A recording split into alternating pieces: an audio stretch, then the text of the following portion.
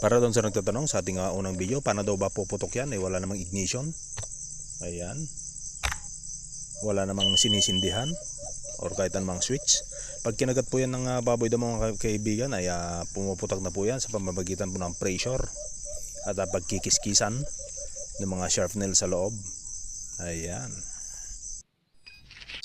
Ito naman mga kaibigan, yung hulmahan natin. Ayan. 20 mm yung kanyang laki ng butas at meron po siyang haba na 1 pulgada. Bali ito po yung gawin nating hulmahan para makagawa po tayo ng blasting para sa baboy damo or baboy ramo.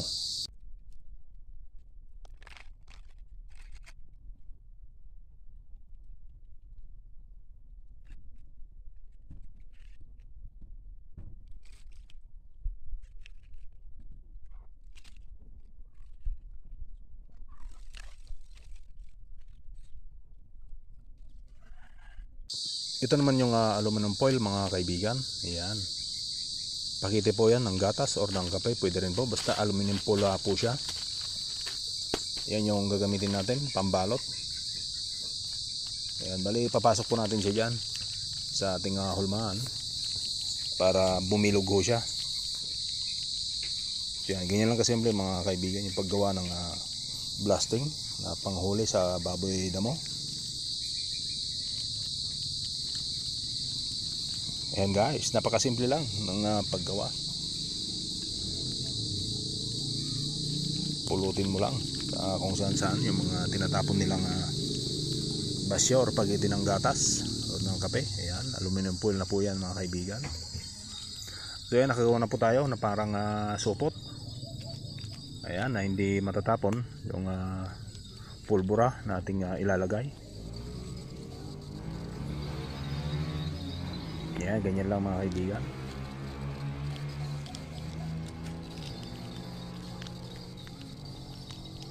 Ayusin lang po natin yung kanyang bunganga. Ayan. Para walang space. At siksik na siksik yung ating lagayan. Ayan mga kaibigan, umpisa na po nating kargahan yung ating ginawa kanina na hulmahan. Ayan. Yan po yung magsisilbing sharp nail ng ating blasting para sa baboy damo. So yan guys, kakargan po natin ng powder. Na yan. Ganyan lang po yung pagkarga mga kaibigan. Dahan-dahan lang. Yan, lagyan ulit natin ng sharp nail. Yan po yung dinurog mga kaibigan na ceramic. Ayan, siksikin natin ng dahan-dahan. Hindi naman po yan sasabog or masusunog or mag-i-spark dahil kumbaga dahan-dahan lang naman. Ayan, dagdagan ulit natin ng pulbura saka ng dinurog na tasa mga kaibigan. So bakit dinurog na tasa yung ilalagay natin? Hindi kasi pwede yung batong mga kaibigan dahil mayroong moisture yon. So ito na process na, dry na yan. Yan, dagdagan po ulit natin.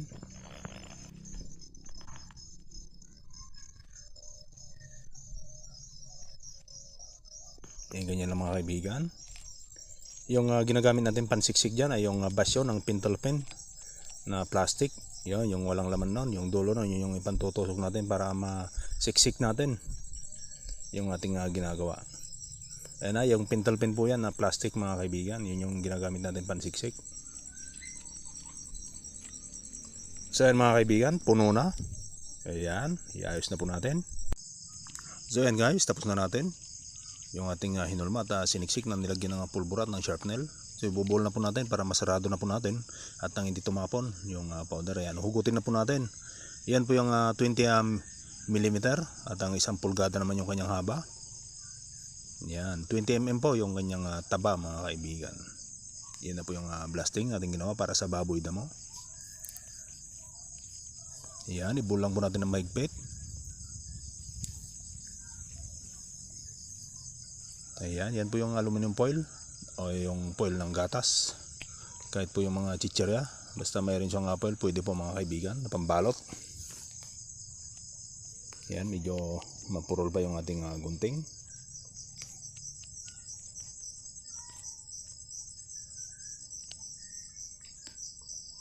Ayan, dahan-dahan lang sa ating paggawa or pagtali dyan mga kaibigan para maging maayos. So ayan, 1 pulgada yung haba, 20 mm yung kanyang taba. Ito naman yung sunod na proseso natin gagawin mga kaibigan. Yan, pupuluputan po natin siya ng tinastas na sako. Yan po yung magsisilbing puwersa niyan at pampatigas diyan sa ating ginawang blasting para sa baboy ramo mga kaibigan. Yan, mga hibla po yan ng sako. Yan, higpitan lang po natin yung pagpulupot. Ayan, para matibay at para pag kinagat ng baboy damo, hindi siya basta-basta mababasag or mahihiwalay na hindi pa pumuputok. Kailangan maigpit yan at medyo makapal. Kung kaya mo ng 5 patong mga kaibigan, ay gawin mo 5 patong. Ayan, mas matigas, mas okay.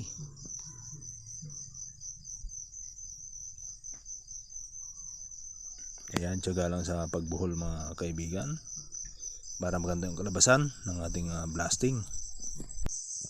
Tuloy-tuloy lang yung pagpulupot ng sako, yung rita-ritaso ng sako, yung hibla ng sako mga kaibigan.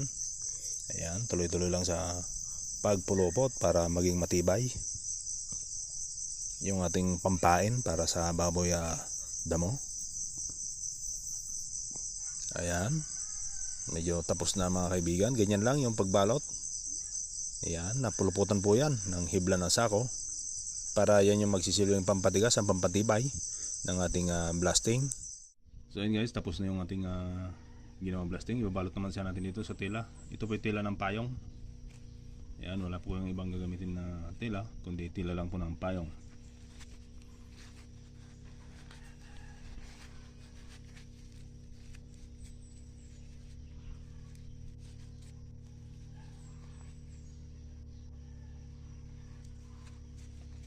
So yan mga kaibigan, balot na natin, tatalian na natin.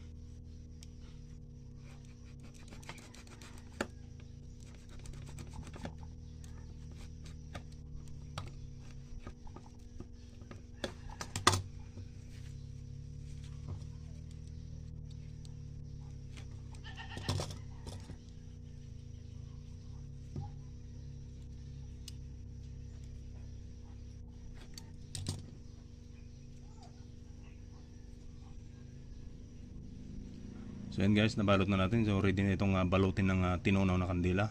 Mag-iwan po tayo lagi ng pantali dito para may hawakan po tayo pag isausaw natin siya sa kumukulong kandila.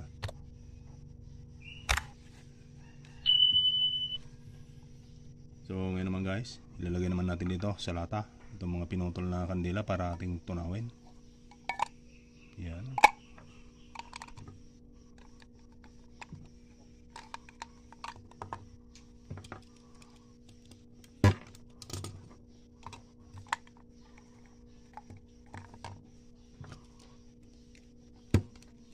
Yan guys, tinunaw na kandila na, tutunawin natin to. At dito natin to ilulubog or babalutin. Ayan, tutunawin na lang po natin tong kandila. Tapos babalutin na po natin tong blasting. Ayan, ganyan lang guys yung paggawa.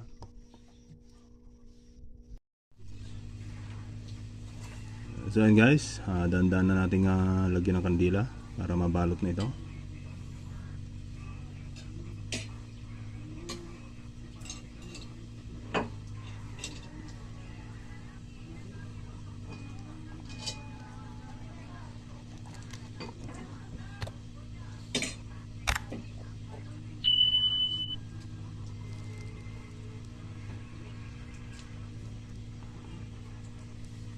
Yan guys, buhusan mo lang ng buhusan hanggang sa mabalot siya ng makapal.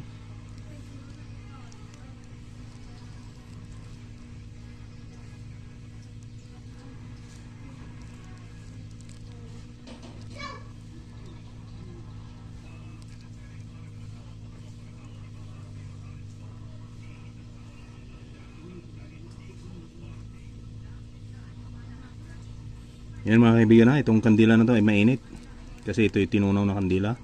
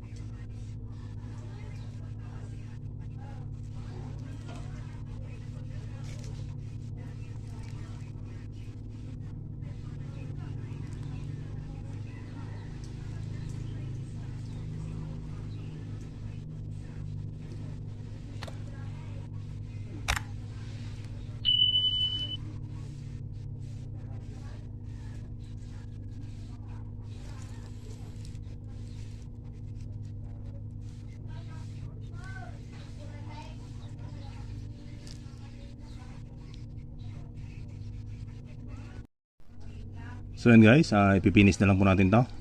Ayan, para mapantay po natin yung kanyang kandila. At pag mapantay na po natin ay okay na po yan mga kaibigan. So yan mga kaibigan, yung ganyan lang yung paggawa ng blasting para sa baboy damo. Kaya po natin gumawa nito ng mga 20 piraso sa isang araw. Basta may materialis po tayo na gagamitin. Ayan, yan na po yung ating blasting. I-finish na lang po natin yan. Kikiskisin po natin yan mamaya nitong cutter para mabilog po natin. Okay, maraming salamat po sa inyong panonood.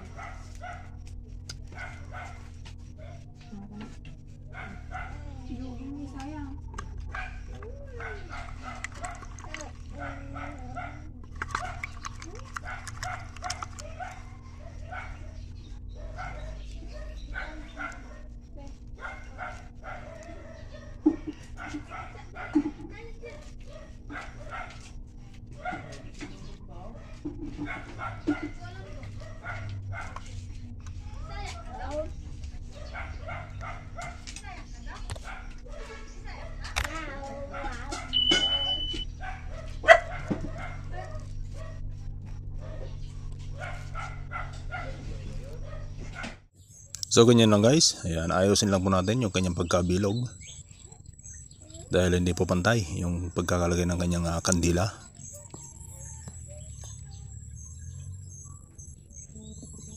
So ayan, dahan-dahan lang para hindi mabaklas yung unang kumapit hanggang sa mabilog siya.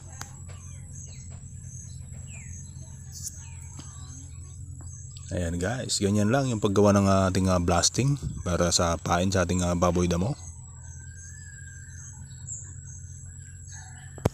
Ayan, pagkatapos po ng prosesong yan ay minsan na siyang ilulubog para pantay-pantay na yung covering doon sa ating ginagawang pamain para sa baboy damo.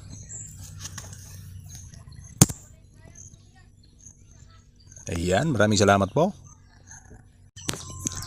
So ito na mga kaibigan, yung ating finished product na blasting.